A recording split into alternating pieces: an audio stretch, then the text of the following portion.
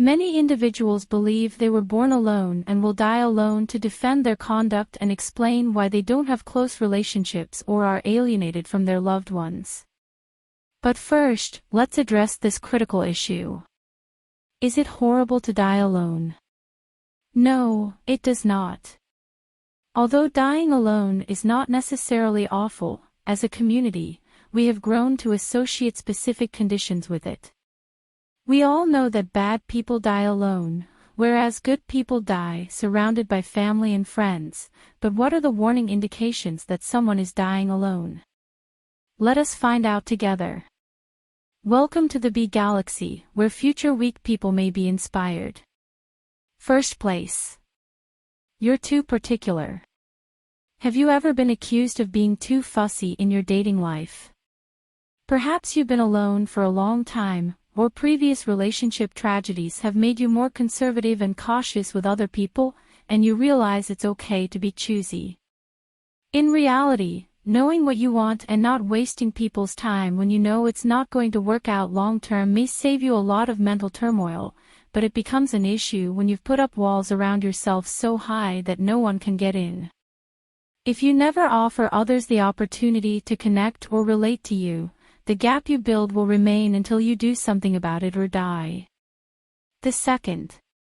You are unkind to your roommate. Your roommates may not be close to you, but they have access to a side of you that not even your closest friends have. It's perfectly normal for Malta and quarrel every now and then, but if you treat your roommate, who is supposedly the closest to you, horribly, it's not.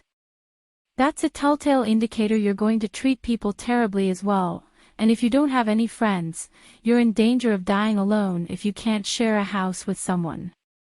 Finding someone to share your life with will undoubtedly be tough. The third. You spend your evenings eating and watching your favorite shows on Netflix. Call your pals and cancel a meeting with the pretext that you're ill or have extra work to do, but the fact is that you'd rather spend the night snuggled beneath your cozy blanket with your snack bowl. Besides you and your favorite programs, and we've all done it at some time in our lives. Some days, we simply need some uninterrupted alone time, which is good, but if you do it all the time, your buddies will eventually cease inviting you out, and you will be alone. Even if you want to depart. The fourth. You spend much too much time at home. Everyone needs a break now and again, but that doesn't mean you have to isolate yourself from the rest of the world and spend all of your time alone in your home with just your computer for company. We understand.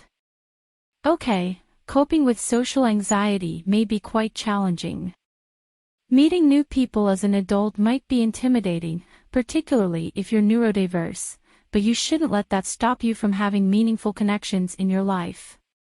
We provide daily sessions with hand-picked information on Beegalaxy to help you develop the life you want, including long-lasting relationship skills. Fifth place. Waiters find you impolite. Are you impolite to waiters?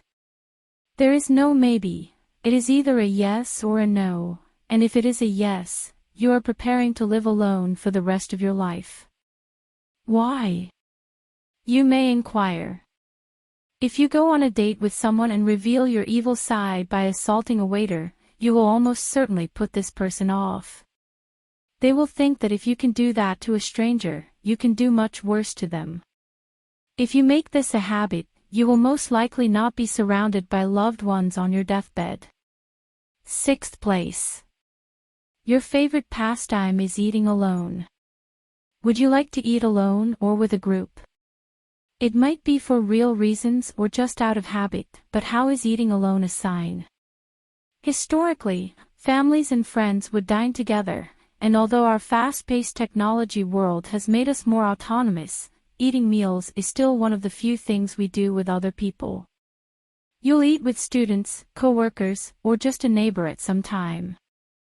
So, if you constantly eat alone, your chances of bonding with people are considerably slimmer, and if you're exclusively eating alone due to anxiety or disordered eating, we strongly advise you to get help to conquer whatever it is you're suffering with. The number 7. You can go off the grid and no one will notice. After a long day, you may be incognito for 5 days without anybody knowing. The only communication you get is from your landlady about bill payment or a delivery reminder for takeout that she ordered earlier. It may seem ludicrous, yet this is the reality for many individuals. If you can be missing for more than a day without anybody noticing, it's an indication you could die alone. The number 8. Your pets are the people closest to you. Are you a dedicated pet parent who would rather spend hours with your furry children than have true human relationships? We understand. Okay, people might be bothersome at times, but staying away from them almost guarantees your peace of mind. If you think of the individuals you care about the most and your dogs are the only names that come to mind, you might very easily end yourself dying alone. The number 9. You will never be successful with dating apps. You may have tried several dating apps such as Tinder, OkCupid, and others, but none of your matches ever developed beyond the initial few exchanges. Dating has developed significantly over the years, and technology now plays a vital part in matching. Whether we like it or not, most of us spend most of our lives online. So practicing your online and in-person communication skills is the greatest approach to getting started. Number 10. Your flirting is really wrong.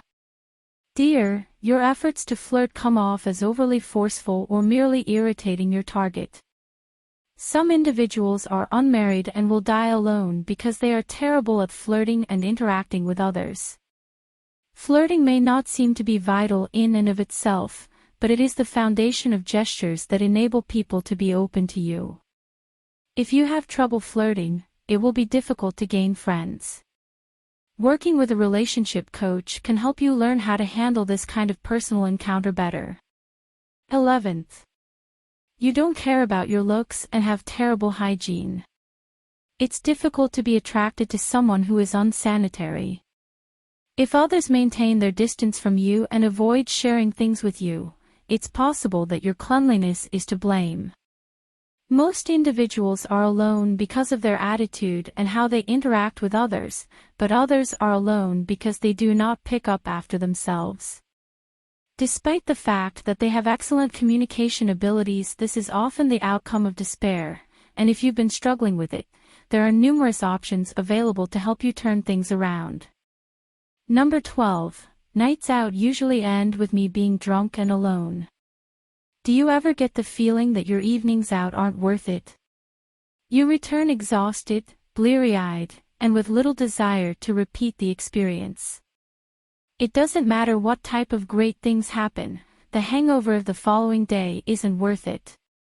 While most people consider the night out to be an ideal social time, there are individuals who can't bear socializing sober, and things may quickly spiral out of control. Being a sloppy drunk isn't a nice look, and if this is how things usually go for you, why may it be time to begin genuinely unpacking? You're using booze as a crutch to avoid dying alone. The 13th. You would never ask someone out. Do you have a difficult time approaching someone you like and asking them out on a date? You're clean and social to the point that you're not rude or creepy pet parent, but you're too terrified to ask that person you like out on a date. You must quit waiting and have the guts to proclaim your interest once and for all. The worst thing that may happen is that they say no, and the Beegalaxy learning bundle on confidence development, which I mentioned before, can really help you out here. If you never find the confidence to ask someone out, you can wind up dying alone. 14th. You are fascinated with your ex. Researchers have shown that being fascinated with your ex is feasible.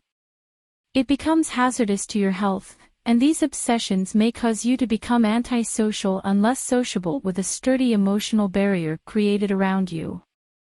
No one will be able to contact you, and you may find up living alone for the rest of your life. The 15th. You've accepted that you'll die alone. The fact that you've accepted that you'll die alone is the ultimate straw in this loneliness saga. You've recognized one or more of the signals stated in your life and are accepting it, Yet this is a self-fulfilling prophecy that will come true since you've practically persuaded yourself. You do not have to accept this destiny since the power of the mind is great. Death is a taboo subject in many groups, although it is one of life's few certainties. Everyone will die at some time, and our last moments are significant. If dying alone is a true fear of yours, there are methods to make this work. The first goal should be to improve your self-awareness and self-esteem. Following that, strive to become more social, seek out possible pals with similar interests, and seek excellent dating advice. You'll gradually make your way to a more active lifestyle. Tell us in the comments section. So, one of these symptoms is more common. Do you believe we always appreciate it when you contribute to the conversation? Life is nothing without experiences, whether good or unpleasant, and we want to make a film on 15 things you should try at least once in your life. Make sure to check it out next and don't forget to like us. Also, subscribe to the channel for more international material.